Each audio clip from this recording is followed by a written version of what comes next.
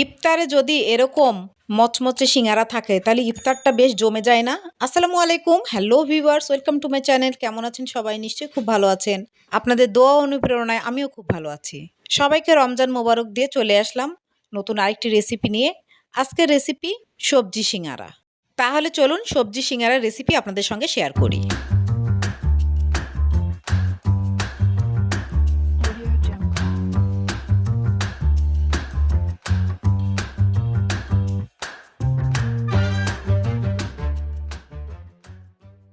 এখানে আমি হলুদ ফুলকপি, গাজর, আলু এবং মটরশুঁটি একসঙ্গে ছোট ছোট করে কেটে ধুয়ে রেখেছি। সবজিগুলোকে ভাজার জন্য কিউব করে পেঁয়াজ কেটে নিয়েছি, কয়েকটি কাঁচামরিচ ফালি করে নিয়েছি এবং ধনিয়া পাতা কুচি নিয়েছি। এবার একটি কড়াই চুলায় বসিয়ে দিয়েছি। কিছু গোটা মশলা ভেজে নিব। তার জন্য 2টি শুকনো মরিচ দিয়ে দিলাম, কয়েকটি গোটা গরম মশলা দিলাম। একসঙ্গে কিছুক্ষণ ভেজে নেওয়ার পরে গোটা ধনিয়া 1 চামচ, 1 চামচ গোটা মৌরি, 1 চামচ গোটা জিরা এবং কয়েক টুকরো গোলমরিচ একসঙ্গে ভেজে নিলাম। এবার এগুলোকে গুঁড়া করে নিয়ে আসবো। আবার কড়াই চুলায় বসিয়ে দিলাম। 3 টেবিল চামচ পরিমাণ সরিষার তেল দিলাম। তেল গরম হয়ে এসেছে, অর্ধেক পেঁয়াজ কুচি তেলের মধ্যে দিয়ে দিলাম। কেটে রাখা কাঁচামরিচ ফালি দিয়ে দিলাম। এবার একসঙ্গে নেড়ে চেড়ে ভেজে নিব। পেঁয়াজ কুচিগুলো ঠিক এই পর্যায়ে এসে গেলে আমি 1/2 চামচ গোটা জিরা দিয়ে দিলাম। এবার সবজিগুলো ঢেলে দিলাম। কালারফুল সবজিগুলোকে নেড়ে চেড়ে এবার উল্টে পাল্টে দিলাম। স্বাদ মতো লবণ দিলাম। আবার নেড়ে চেড়ে উল্টে পাল্টে ঢাকনা দিয়ে ঢেকে দিলাম। ঢাকনা খুলে আবার নেড়ে চেড়ে উল্টে পাল্টে দিব।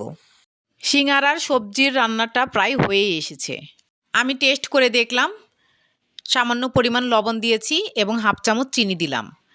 চিনিটা দিতে না চাইলে স্কিপ করতে পারেন, তবে দিলে টেস্ট এনহ্যান্স করবে। কেটে রাখা বাকি পেঁয়াজগুলো ঢেলে দিলাম। কাঁচা পেঁয়াজ দিলে খাওয়ার সময় ভালো লাগবে। 2 মিনিট নেড়ে চেড়ে ভেজে নিব। এবার ভাজা মশলা গুঁড়া করে এনেছি, সেগুলো দিয়ে দিলাম। আবার নেড়ে চেড়ে খুব ভালো করে মিক্সড করে দিলাম। এবার ধনিয়া পাতা কুচি ছড়িয়ে দিলাম। আবার নেড়ে চেড়ে মিক্সড করে দিলাম। সিঙ্গারার ভেতরকার এই পুরটা খেতে যে এত টেস্টি হয়েছে! যাই হোক, পুর রেডি হয়ে গিয়েছে, এবার আমি নামিয়ে রাখলাম। এবার সিঙ্গারা বানানোর জন্য আটা মেখে নিতে হবে। তার জন্য একটি ডিশ নিয়ে নিলাম। এখানে আমি একটি বোল দিয়ে 2 বোল আটা নিয়ে নিয়েছি। আসলে সিঙ্গারার পুর অনুযায়ী আটা মেখে নিতে হবে। 1/2 চামচ কালো জিরা হাতে ঘষে ছড়িয়ে দিলাম। স্বাদ মতো লবণ দিলাম।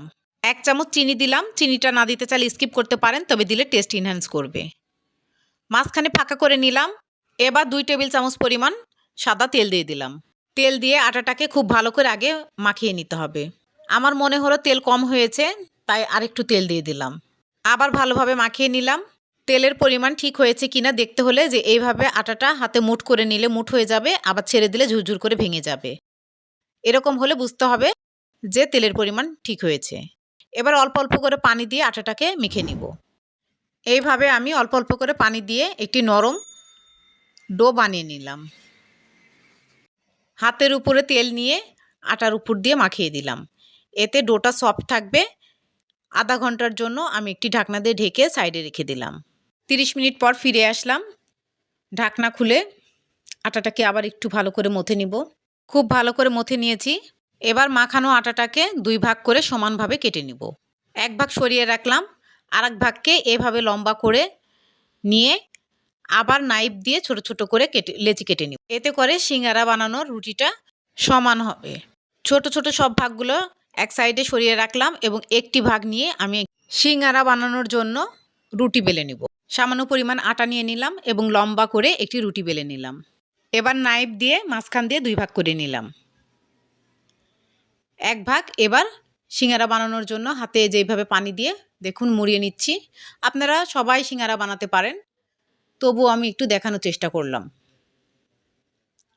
এই যে হাত দিয়ে ভাঁজ করে নিয়ে মুখ এভাবে চেপে চেপে বন্ধ করে দিতে হবে। হয়ে গেল একটি সিঙ্গারা।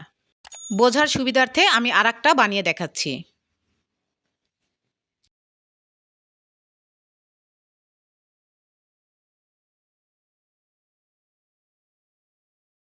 সেম প্রসেসে আমি সবগুলো সিঙ্গারা বানিয়ে নিয়েছি। শেষে ছেলের জন্য একটি রোল বানিয়ে দিলাম। এই প্লেটে রয়েছে আর ডিশের মধ্যেও কয়েকটি রয়েছে। এবার সিঙ্গারাগুলো ভেজে নিব। তার জন্য একটি কড়াই চুলে বসিয়ে দিলাম এবং পরিমাণ মতো সয়াবিন তেল দিয়ে দিলাম। আমি এখানে সয়াবিন তেলের পরিমাণটা একটু কমই দিয়েছি, আপনারা চাইলে আরও বাড়িয়ে নিতে পারেন।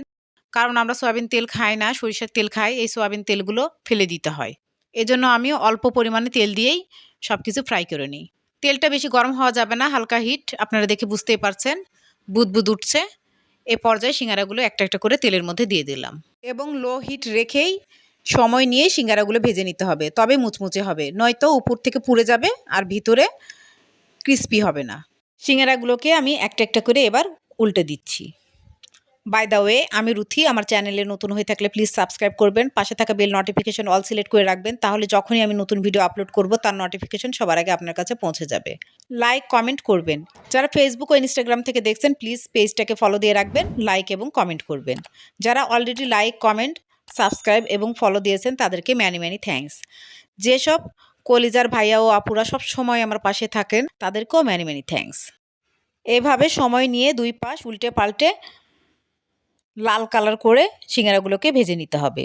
এক ব্যাচ সিঙ্গারা ভাজা হয়ে গিয়েছে, এবার আমি তুলে নিচ্ছি। আরও এক ব্যাচ সিঙ্গারা ভাজার জন্য তেলের মধ্যে দিয়ে দিলাম, কিন্তু আমি সবগুলো সিঙ্গারা ভেজে নিব না, অর্ধেক ভেজে নিব আর অর্ধেক ডিপ ফ্রিজে ফ্রোজেন করে রাখবো। আমি কিভাবে ফ্রোজেন করেছি সেটা দেখিয়ে দিচ্ছি। প্লেট সহ ডিপে 2 ঘন্টার জন্য রেখে দিয়েছিলাম। 2 ঘন্টা পর নিয়ে আসার পরে দেখুন শক্ত হয়ে গিয়েছে। এবার একটি বক্সে তুলে ফ্রিজে রেখে দেব, তাহলে ইফতারের আগ দিয়ে ভেজে আপনারা পরিবেশন করতে পারবেন। রেডি হয়ে গেল ফুলকপির সিঙ্গারা। আজকের রেসিপিটি কেমন হয়েছে কমেন্টে অবশ্যই জানাবেন। নিউ ভিডিও দেখার ইনভাইট করে আজকে বিদায় নিচ্ছি। ভালো থাকবেন, ভালো রাখবেন, আমার জন্য দোয়া করবেন। আল্লাহ হাফেজ।